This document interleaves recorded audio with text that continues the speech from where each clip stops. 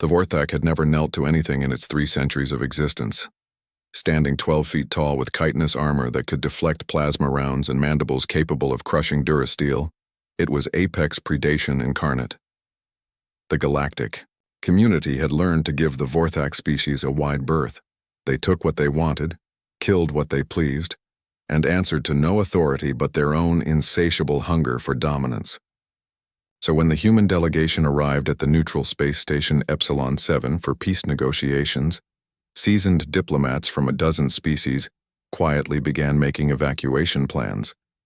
The Vorthak representative, Kethmore the Unyielding, had already made his position clear by mounting the heads of 3 Centauri ambassadors on the conference room wall. The message was simple: submit or die. Dr. Sarah Chen, humanity's chief negotiator, walked into the conference chamber alone. At barely 5.5 feet tall, she looked like prey approaching a predator. The other species representatives watched from behind reinforced viewing panels, certain they were about to witness humanity's swift and brutal education in galactic realpolitik. Kethmore's compound eyes fixed on the human as she approached. His razor-sharp mandibles clicked with anticipation. "Another soft flesh comes to kneel," he growled in heavily accented standard. "Your species will serve the Vorthak, or we will harvest your worlds for food." Sarah set her briefcase on the obsidian table and smiled. "Actually, I'm here to teach you something." The alien's laugh was like grinding metal. "Humans teach Vorthak? Impossible. We are perfection. We are..." "Predictable," Sarah interrupted, opening her case. She withdrew what appeared to be a simple, black cube about the size of her palm. "Tell me, Kethmore, what do you see when you look at this?" The Vorthak's multiple eyes studied the object with the intensity of a natural hunter. "A weapon? A bomb? Your feeble attempt at intimidation?" "It's a puzzle box," Sarah said, placing it on the table between them. "An old human invention. Would you like to try solving it?" Kethmore's mandibles spread wide in what passed for a Vorthak grin. "You mock me with toys while I offer you the choice between slavery and extinction?" "I'm offering you something your species has never experienced," Sarah replied calmly. "A challenge that cannot be solved through violence." The alien's pride was legendary among his kind.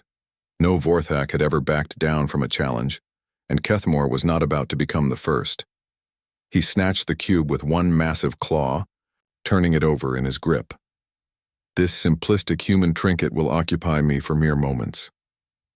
What followed was the most intense 47 minutes in the station's history. Kethmore attacked the puzzle with the same methodical brutality he brought to combat. He prodded, pressed, twisted, and even attempted to crush the cube.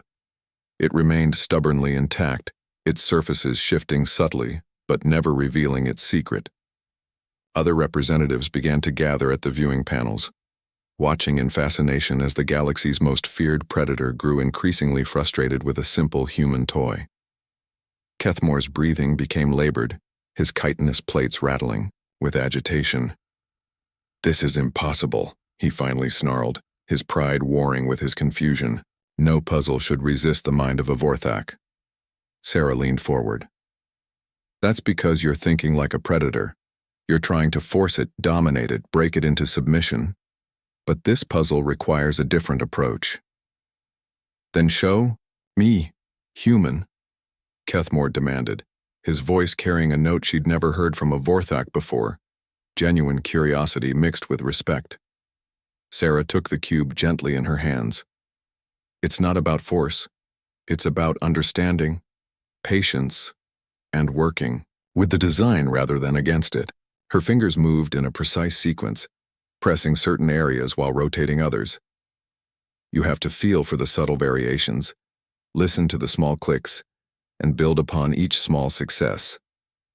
The cube began to unfold in her hands, revealing layer after layer of intricate mechanisms.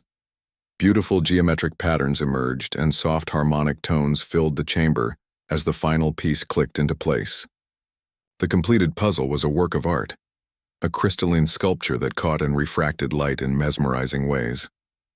Kethmore stared at the transformed object, his compound eyes reflecting its prismatic glow. "How?" he whispered.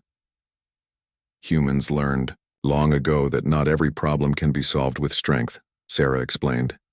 Some require finesse, others cooperation, and some need you to change your entire way of thinking. We've become very good at teaching these lessons. The Vorthak was silent for a long moment. When he spoke, his voice had lost its characteristic menace. Your species, you intentionally develop weakness? We call it adaptability, Sarah corrected. It's what allowed us to survive when stronger predators ruled our world. It's what helped us reach the stars while others remained bound to their home planets. And it's what makes us valuable allies rather than just another conquered species. Kethmore reached out one massive claw toward the puzzle, then hesitated. Would you show me again? Sarah reset the cube and handed it back to him. This time she guided his movements, teaching him to feel for the subtle mechanisms rather than simply applying force. When Kethmore successfully completed his first sequence, the surprise and satisfaction in his alien features was unmistakable. This is pleasant, he admitted, his mandibles clicking in what Sarah was beginning to recognize as thoughtfulness rather than aggression. 3 hours later, the galaxy's most feared predator was sitting cross-legged on the floor beside a human barely half his size working through increasingly complex puzzle variants. The other representatives watched in stunned silence as Sarah taught Kethmore not just how to solve puzzles, but how to create them. Your species, Kethmore said eventually, his voice filled with something approaching awe. You do this with your young? Every day, Sarah confirmed. We teach them that problems have many solutions, that patience can be more powerful than strength, and that the greatest victories often come from understanding rather than conquering. The Vorthak set down his completed puzzle and looked directly at Sarah. For the first time in his 3 centuries of existence, Kethmore the Unyielding lowered himself onto one knee, not in submission, but in the universal gesture of a student before a teacher. Teach us, he said simply, and that was how humanity earned its first truly fearsome ally in the galactic community.